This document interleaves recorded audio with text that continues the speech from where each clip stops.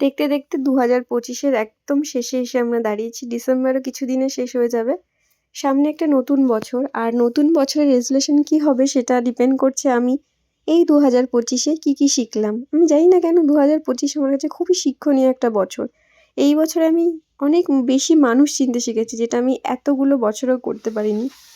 আমি বুঝতে শিখেছি যে সো কল্ড রিলেশনশিপগুলো অ্যাকচুয়ালি জীবনে প্রয়োজন নেই।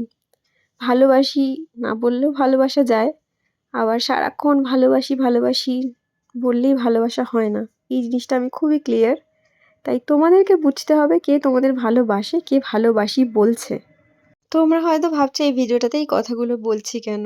তার প্রথম কারণ হলো, একটা সময় ছিল যখনই আমি ছুটি পেতাম তখনই আমি সবার সাথে থাকতে পছন্দ করতাম। কিন্তু এখন আমি শুধু সেই মানুষগুলোর সাথে সময় কাটাই যাদের সাথে আমার সম্পর্কটা একদমই সো কল্ড না। সেটা আমার পরিবার হোক, আমার বন্ধু হোক বা আদার্স রিলেটিভস হোক।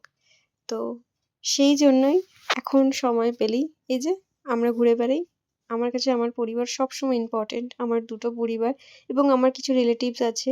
আর তাদের সাথে আমার বন্ডিংটা সারা জীবনের। আর আজকে এই ভিডিওটা বানানোর সাথে এই কথাগুলো বলার কী সম্পর্ক, সেটা হলো এখন সময় পেলেই আমরা বেরিয়ে পড়ি।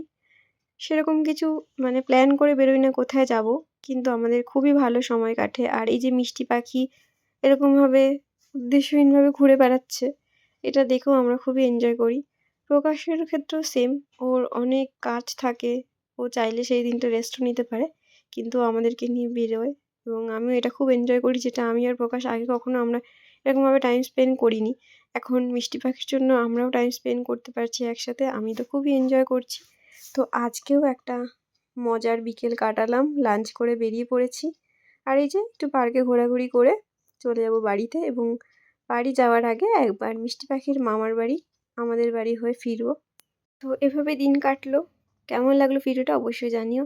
দেখা হচ্ছে অন্য কোনো ভিডিওতে এবং অন্য কোনো গল্প নিয়ে।